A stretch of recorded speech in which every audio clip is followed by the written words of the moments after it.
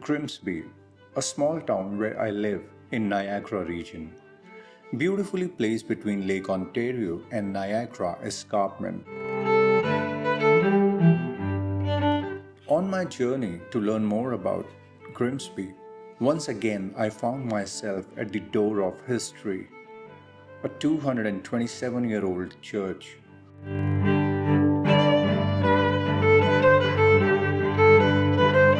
Fourth oldest church in Ontario, St. Andrews Anglican Church.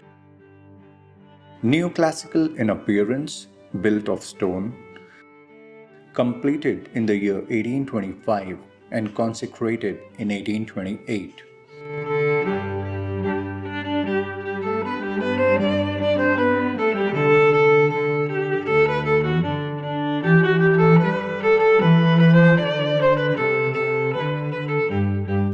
St. Andrew's architecture is inspired from the classic world and Greek architecture. The facade of St. Andrews resembles the Temple of Athena in Athens. Doors and windows are semi-elliptical in shape.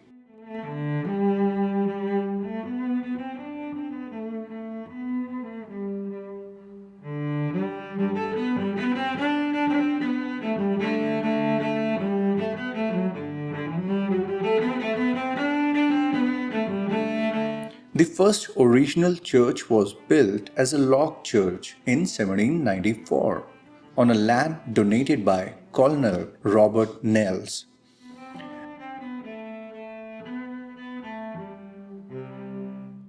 When the number of worshippers increased and the log church became small in size, in 1804, St. Andrew's Church was built of planks, later to be replaced by stone church, now standing.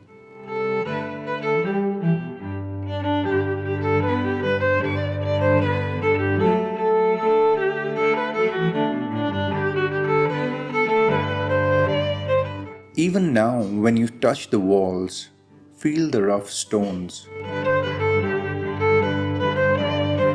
and centuries-old wooden doors. They tell the stories of the bygone era.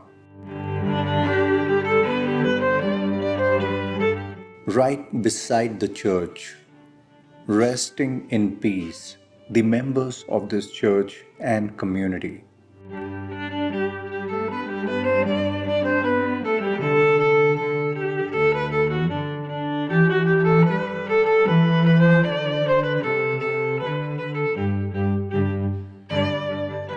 A memorial for the men of parish who lost their lives in the war.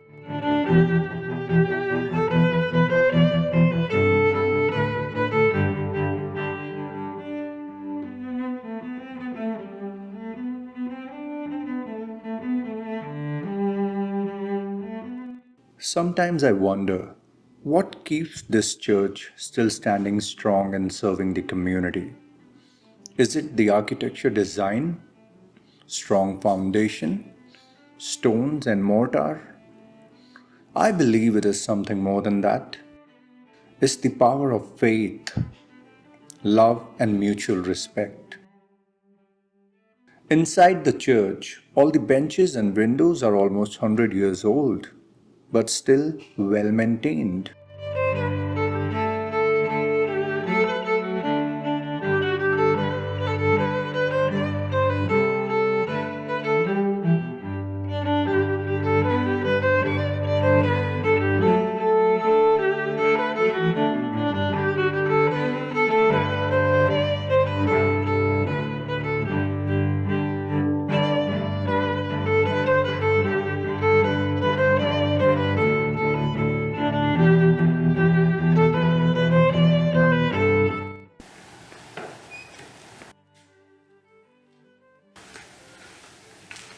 Hi Frank.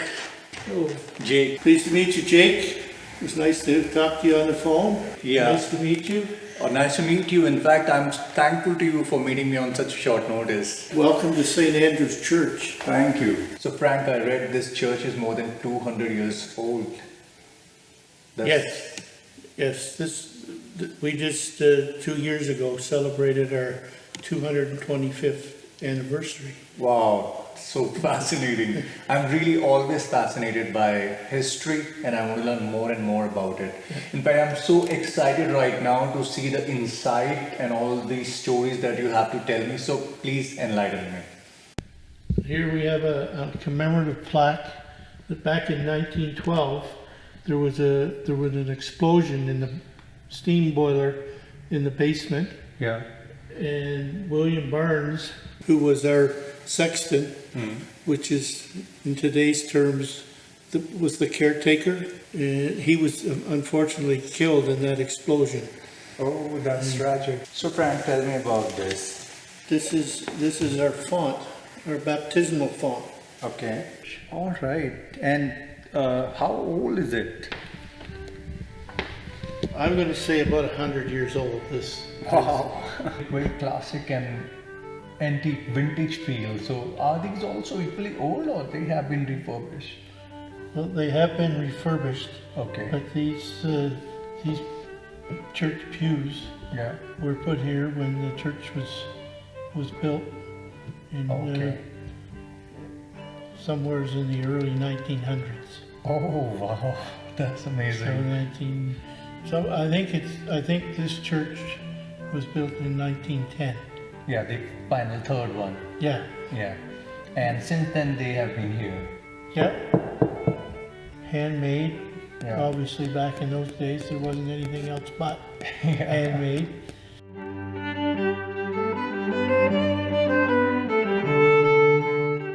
Frank, can you tell me a bit about these windows? Are they also as old as the church or they are new? I think most of them were here since the church was built, but some of them might have been added as time went on, because they're all donated by members of the families of people that were part of St. Andrews, and most of them are donated in memory of people who died in the First World War. Well, our rail has been here since 1906, Oh wow.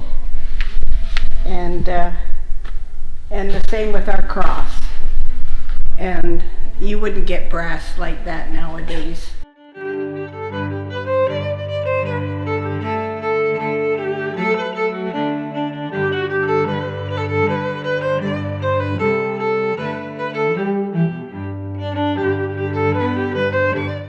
So our rule is when you're dealing with the brass, you have to have a duster.